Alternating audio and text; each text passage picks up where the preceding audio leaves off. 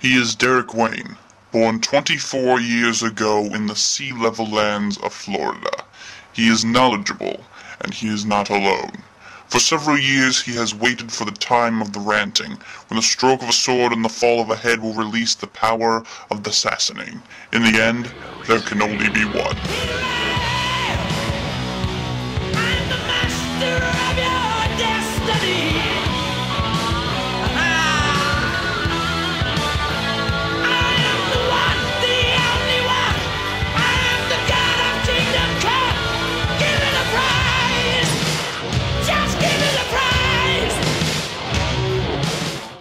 Hey, remember the movie Highlander? Isn't that just like a fun movie? It's really intriguing and interesting and original.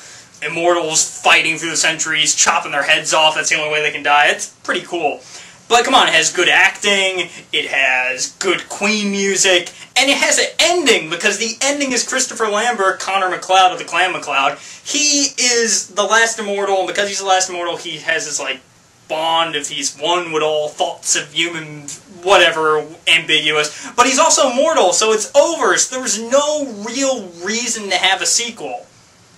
Yet they made a sequel, Highlander 2, The Quickening. And just from looking at that theatrical poster of them standing back to back, you know we're heading for rough waters. So anyway, let's look at Highlander 2, The Quickening. So the movie starts and not really sure why we need to know that it's August 1999. Today's top story is the ozone layer. It continues to disintegrate, taking with it our protection from the sun's rays. The ozone layer has been destroyed, the sun's killing us all, and wait a minute, Connor MacLeod's a scientist now, and alright, none of his lives living throughout the ages in the first film clearly showed us that he was a genius and that he knows how to build a shield to block the sun's radiation. Wait a minute, if they block the sun, we're all gonna die. That makes no sense whatsoever. Anyway, 25 years later in 2024, God, he looks like Vigo the Carpathian. Alright, this doesn't make any sense. Do you know what? I'm not even gonna watch this movie anymore. Remember, Highlander. Remember your home. Another galaxy. You were chosen. Remember? Yes. Yes, I remember. The beginning. 500 years ago. On the planet Zeist. We planned rebellion. Wait a minute! What? Aliens? What? Wait a minute, this doesn't make any... Okay. 500 years ago on the planet Zeist, so like, I don't even know what's going on here. So, Ramirez is the leader of this rebellion on an alien planet, and he's gonna pick a new leader, and it's MacLeod, and he tells him that he's gonna experience the Quickening. Okay, the Quickening in the first movie was whenever you chopped off an immortal's head, you got their life force, their power, their energy. That was the Quickening. Now all of a sudden it's two guys sticking their hands in a bowl of dishwater. That makes no sense. And while we're at it, aliens, when did Highlander have to do with aliens? And wait a minute, wasn't Ramirez Egyptian? But apparently Ramirez is a Zeistian alien name. And so is MacLeod? It's not Scottish, it's Zeistian. Okay, that makes no sense. So, there's this rebellion against Katana. He's named after a sword. Really? We couldn't think of a cleverer name than General Katana? General Katana. Anyway, MacLeod must be some crappy leader of a rebellion, because everyone's just dropping like flies. So, they're caught, and then they're sentenced to Earth? You will be sent to the planet Earth. What? Once there, you will be immortal. Wait a minute, so they're aliens who are mortal, and being sentenced to Earth, they're gonna be immortal, and if they chop off their heads, then they can claim the prize and come back to...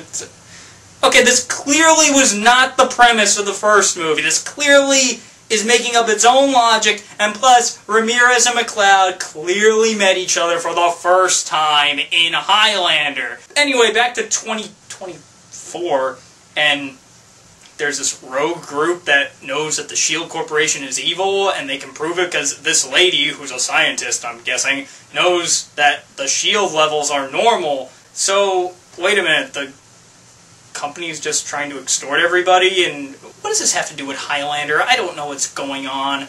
Anyway, they're talking. Cut back to the planet Zeist, and there's General Katana. Wait a minute. 500 years ago is when General Katana was supposedly doing all this. Shouldn't he be dead? Or is it... Or am I not getting this? Is 500 years on Earth different than 500 years on Zeist? Is that like 5 hours? 2 weeks? Anyway, General Katana says this. Find McCloud and kill him. And then the porcupine henchman guy says this. But I thought you said McCloud was mortal and can never return. He figured out a plot hole! He realized that this movie's not literally making any sense and shouldn't even be continued. Anyway, these porcupine guys come to Earth to fight McCloud, and Jesus, what is that? What is that? And honestly, here's the best line in the whole movie. McCloud! McCloud! Okay, from now on, we're no longer calling him McCloud. It's McCloud! So McCloud goes fighting these guys, and okay, to make a long story short, he decapitates one of them, so he experiences the quickening, because I'm guessing he's immortal now. I'm not really following it. But anyway, the quickening was, in the first movie, a quick little energy explosion thing, and, you know, whatever. What, is everything in sight loaded with C4? Why is everything exploding? And why is he all of a sudden young again? If he's immortal just because the two porcupine guys came, killing one of them and getting the quickening, that wouldn't make him younger. It was just he'd be immortal. He'd be that same age. Okay, I'm thinking too logically here. Anyway, he kills the other one, and then he screams Ramirez's name. Ramirez!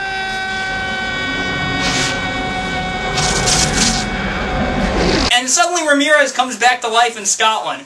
Why? He clearly died in Highlander. Why is he back other than they're paying him millions of dollars to make this sequel credible, I guess? I don't know, but it doesn't make any sense. And honestly, the whole scene that he comes back in is so bad. Like, just look at it. Here hung those lips that I have kissed I know not how oft. Sir, whatever you gentlemen felt for each other when your friend was still alive is certainly none of my affair. I'm sure William Shakespeare recomposed just to die so he could roll over in his grave after that one. Anyway, McCloud, he and the girl, now that he's young again, just have sex out of nowhere, basically, and start making out. So anyway, she tries to figure out how this movie makes sense. Listen. You come from another planet, and you're mortal there, but you're immortal here until you kill all the guys from there who have come here, and then you're mortal here. Unless you go back there, or some more guys from there come here, in which case you become immortal here. Again. Something like that. Even she can't make this movie make sense. She doesn't even figure it out. If the characters in this whole movie can't figure out how this makes any sense, then literally the audience is going to be just as clueless as the characters. Ugh. Anyway, so General Katana realizes that if you want something done, you gotta do it yourself. So he comes to Earth, and he crashes in the subway, and then says this.